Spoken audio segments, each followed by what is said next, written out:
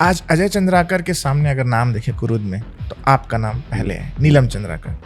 तो ऐसी क्या बात होती है कि कभी टिकट कट जाता है? क्या पार्टी में भी पैसा ऐसा चलता होगा टिकट के लिए, तो उसमें कुछ कमी बेशी हो जाती होगी क्या कि ये कम दे रहा है तो इसको छोड़ दें, वो दे रहा है, ऐसा टाइप का कुछ होता है क्या? नहीं, ऐसा नहीं है। और वो कौन से गुण दोष दे करके या कौन सा गुना भाग करके उन लोग अपना टिकट बांटते होंगे, तो वो हाई कमान और ऊपर वाले ही जाने समझ पाएंगे। आप थोड़ी ना सच सच बता देंगे यहाँ पर। नहीं, ऐसा नहीं है। देखिए क्या है, ऊपर की राजनीति में क्या होता है बंद कमरे हम लोग क्या जानेंगे। हाँ।